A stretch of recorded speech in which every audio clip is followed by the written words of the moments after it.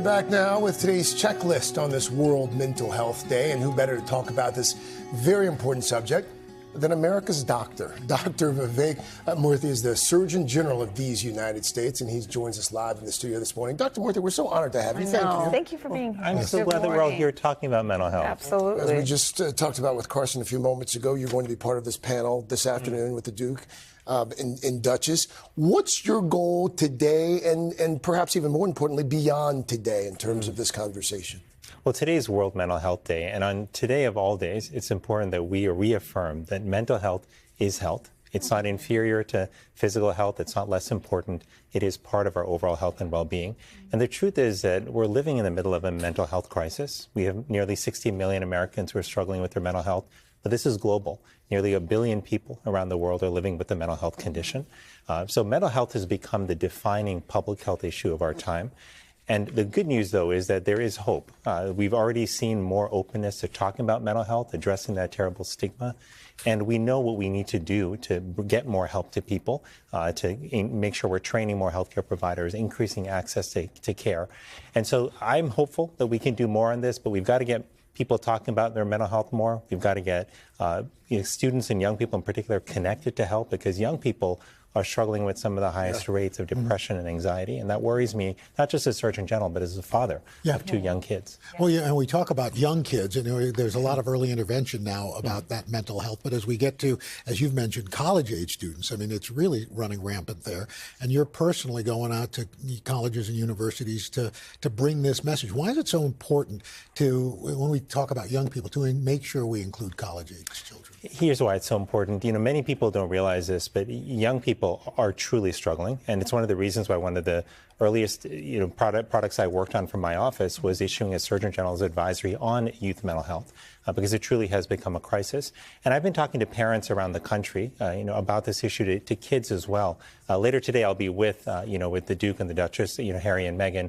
We'll be with parents, actually talking to them about their experiences with their children, particularly kids who have been adversely impacted by social media in terms of its impact on their mental health. But I'm going to be launching later this month a national college campus tour. And the reason we're doing this is because young people are struggling actually with very high rates of loneliness and isolation. Wow. This is not an issue people think about very often. But it turns out that loneliness and isolation are more than just bad feelings. Well, people think because they're on their phones all the time, a lot of kids are, that they're interacting with people. Can you talk about the juxtaposition of that? That's exactly right, Janelle. People think that, hey, if I'm on my devices, if I've got followers on social media, if I've got contacts on, on whatever social platform I'm using, then I'm not alone. But being lonely is not about how many people you have around you. It's about the quality of those connections. So do I feel like there's somebody who truly knows who I am and understands me? Can I go to someone if I'm in a crisis and be honest with them about what I'm going through? That's what we all need in our lives. And many young people are telling us that they don't have it. Nearly 3/4 of young people are saying in surveys that they are struggling with loneliness and isolation. So I'm going to college campuses in order to number one, talk about this with young people, to hear from them more, but also to create a fun and interactive experience. So young people can actually experience what social connection is, and so we can help them with building steps into their day-to-day life that can help build a more connected life. We all need that. And what do you do for those of us who are kids at heart? I mean, you've talked about the fact that, you felt lonely at times. So for people perhaps who are watching, especially post-pandemic, who feel isolated in many ways, surrounded by a lot of people in a crowded room, but still lonely. Well, this is very personal for me, and I know it is for many of us. I've struggled with my mental health over the years, but particularly with loneliness and isolation when I was a kid. I didn't want to go to school a lot when I was a kid, not because I was scared of exams or teachers, but because I didn't want to walk into the cafeteria as a child and once more feel like I didn't have someone to sit next to, or feel scared that there wasn't someone to play with, like on the playground.